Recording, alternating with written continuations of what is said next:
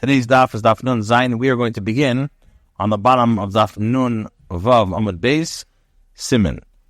Now the Gemara presents a mnemonic. Hechzida le'edam hashiv chiyah amarta nish bar socher. He returned it, always returned chiyah. You say breaks payment. Eis v'yadav yesav l'rabba.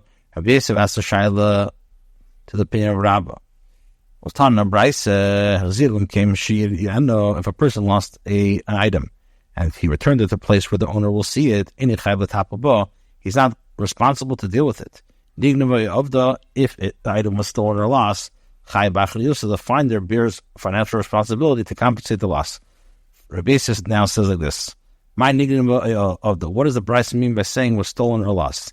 Lav does not mean that it was stolen from the finder's house or lost from his house before returned. Since he is chayav for theft or loss, it appears that he has the same status as a shemer socher. So the word says late. That's not what it means. From the place where the finder returned it, in which case even a shemer chinam is chayav on the grounds of pshia. But you just said that he's not responsible to deal with it, indicating that failing to deal with it is not pshia, and the finder has no further responsibility for it. Rabbi said to him, what are you dealing with? Where he returned it in midday, which is a time when the owner of the lost item is not typically present. Therefore, the finder has not returned the item properly. And says if it was stolen or lost, he bears the chiyuv responsibility even as a shemer socher. Shemer chinam, sorry. With tar tikton, and the Bryce is teaching two separate halachas. And this is what it's teaching. If the finder returned it in the morning, when people are there, the place where the owner of the lost item will see it. So, and the owner typically enters and exits there. So, in the chavetapah, he's not chayiv to deal with to return it. As if it's on the the finder returned it at midday to a place where the owner will see it. Since at the time the owner does not typically enter and exit and not see it, then benigna b'yav, then chayiv is chayiv for responsibility. Raised a shayla to the opinion of Rabbi, for which was taught in the continuation of the Brisa. The finder of the lost item always bears responsibility if the item was lost until he returns it to the owner's property. What does it mean always? Lava feeling basic. Does not teach that even if the lost item was stolen from the finder's house, he's chayiv. We see it as the din of a shemer socher. So Rabbi said to Rav Yosef in reply, I agree to you in a case of one looking after lost animals that he's chayiv if they are stolen or lost. The reason is that since the animals have already taken to the habit of walking out of the usual path and not behaving in their typical manner, they require extra safeguarding, corresponding to that required of a shemer socher. With regard to other items that are lost, those that did not move by themselves, the finder bears no greater responsibility to secure them than does a shemer chinam. Torah says hashev ainly elamei beisei. Teaches me from the house. From where do I know that if one returns it to a garden or to his ruin? Tamalemer tishivim. That's what the Torah says. Tishivim mikol makom. What does it mean to the garden, to the ruin? If you say to the garden that is secure, or property that is, or a room that is secure, so it's the same. Then there was a bias since the spaces are secured in the same way as the house. Rather, you must say it's simple. To a garden that's not secured and to a ruin that's not secured, and nevertheless, the finder is no longer liable for the damage or theft of the finder. From here we learn that Shemer Chinam Dami has the same din as a Shemer Chinam. So on a later basis said to him, rather, I could tell you really that it's the owner's garden that is secured and the room that is secured. I had a question on basis. It's the same din as Beisei. How come it teaches us the limit? But in das Bailam, you do not require the knowledge of the owner that the article has been returned. Everyone needs. All those who are obligated to return items to the owner require the owner's knowledge that they're returning it, except for Shavas Aveda, because the Torah included many permitted ways of returning lost items, as the Torah uses the expression Hoshiv Tashim, which serves to permit the return of the lost item without the knowledge of the owner. So Rabbi tells Rabbi Yosef, the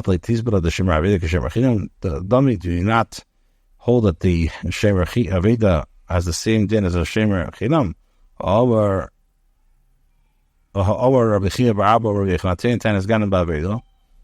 If a person who finds a lost item but falsely states the claim that a thief stole the item from him and takes an oath to that effect, the law is he has to pay Mishal Tashlu Mekefil.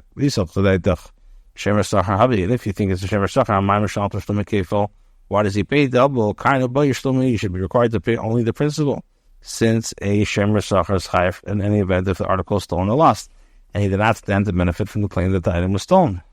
So Rabbi Yosef said to him, what are we doing with over Tannis list in museum where the finder takes a false oath stating the claim that the deposit was taken by an armed robber? So this claim would have absolved him from chiyuv, and if the item was subsequently found in his possession, he is chayav to pay double for the false claim was stolen. Really, list in museum, but an armed bandit, Gazanu, has the status of a robber, not a thief. So according to this explanation, why did Rabbi state that it was stolen by a thief? From Shani Amr list in museum, he says that an armed bandit is considered as a thief, given the mitamer meinashi, since he hides from people. Ganav who is mamash ganav.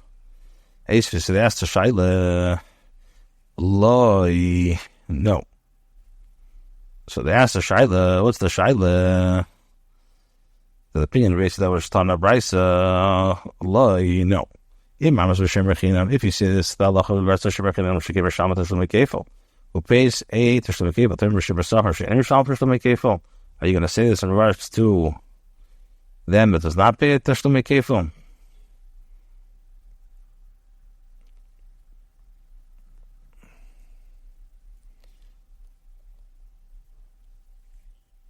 Now, if it enters in your mind that an armed bandit is considered like a thief, and if it comes out that a Shemer Sachar is paying a double portion, but the list in museum, as one states, the claim that the deposit was taken by an armed bandit. So Neri said to him, this is what the Brisa means to say. Like, if you say this with regards to the Shemer Chinam, so he pays double for any claim that he makes concerning the theft of the item that was found, and he's lying. You're going to say this by Shemer Sachar. A Shemer Sachar does not pay Tashlum Kefil. Elevate in Tanis list in museum, unless only when he states the claim that the deposit was taken by an armed bandit. Abaya raised an objection to the opinion of Rabbi from that which was taught in another Brisa. The Torah says with regards to the case where the one borrows an object or an animal from another, when Nishbar in Mesa, if it breaks or he dies, any other short of the Mesa. It only speaks about breaks or dies. Where do we know that it was stolen or lost? Where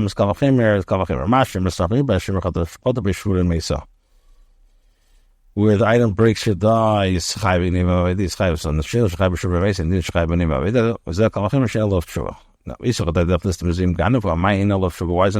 You can say, he pays a double payment if he states the claim that the deposit was taken by armed bandits. So like the Savar Haitani, he holds kind of Shua. He holds that that requirement of a borrower to pay the principal without having the option to accept himself by taking the oath is stricter than the requirement of a paid watchman to pay the double portion. Adif Mikfil B'Shua, the double payment where he took an oath. Shall let us say that the following verse supports the Rabbis' opinion. One word is a cow from another. And neither one was stolen from the guy says, I didn't mishal in Ishma. I will pay for it that I'm not taking an oath that the cow was stolen. Then afterwards they found that he pays the double payment to the renter, not the owner. To use this price at the supported basis opinion, assume that the price is in accordance with the that almost doesn't say suffer dummy. From here we learn that if the renter wants, he can exempt himself from payment by taking an oath. So the Gemara says, "Hey, Chidami, what are the circumstances?" Again, the Katoin Tainus list in museum. In a case where the renter states a claim that the item was taken by an armed bandit, Uktani, and despite this teaches us afterwards the thief was found in he pays a double payment for the renter. So you see that an armed bandit is considered like a thief. So Amri the Gemara says, you maintain the price is that according to the opinion of Rabbi Yehuda, the Amr Seicher has the din of a Nesis Rakhdami, Dimul Kedemes really Dummer, Seicher has the din of a Shemer Chidam Dami. Or if you could say, Kedim Chalaf and Abba Baravu of a Tani. The Brisa is speaking about an unarmed bandit, and according to the opinion of Rabbi Ravu, reverse the opinion that teaches as follows. Seicher, Ketz Meshalim, how does the Seicher pay? How does the paid Seicher pay? Or Meir Ever Kashem Safar, and Rabbi Yehuda says Kashem Rachinam. So even if the Brisa is in accordance to the opinion of Rabbi Yehuda, it does not provide support for Rabbi Yesh's opinion. Zayda says, how my skin we're dealing with B'tein Tainus List Museum, where he states the claim that the apostle was taken by an armed bandit. And so the Lazim, Lister Museum. So it's found that it was stolen by an unarmed bandit. Now, the Mishnah says, Nafalagino Benenis, if the animal fell into a garden derived benefit, the owner, Shalamas Mashanenis, the owner pays for the benefit that it derives. Over Rav says, Benech Beto. It's referring to that case where the vegetable softened the impact of striking the ground, and the owner pays for this benefit of the animal being saved from injury. Now, Ochol Avo Ochlo, for the animal that ate from the garden, Filim Mashanenis and Shalamas, even for the benefit of the animal derives. So we say that the animal should have not eaten. It's similar here. The owner of the animal can say this animal fell through not the fault of mine, so it's not my fault that he ate it. So I mean, they said, how could he compare the two? One could say that I was there. The animal should not have eaten the produce. This claim is relevant where the animal itself was injured by eating produce, because the owner of the produce can say, the Matzi Amarle Mora the Peri Le Mishalamno Hilo usually Techel. I will not pay because the animal should not have been eaten. Azuki Achino. The draft say this animal, where the animal causes damage to another's produce, did he say this that he's exempt from paying? Allah, you have to say, in the case of Achad Mashalas Mashanas, Aval Nech Beto, but striking on the ground. Maybe the one who repels the lion from another property, therefore Kamash from law that he does pay. I think why do you talk to say this? The Gemara says, one who repels the lion from another property, who does it with intent, knowing that he would be ineligible for payment. By contrast, this owner of the garden did not do it with his intent. A person could say that one who repels the lion from another property, Leslie Peseda, does not thereby have any loss for himself. This one, Isle Peseda. How did the animal fall? Slipped on his own urine. Another animal belonging to the same owner pushed it, causing it to fall.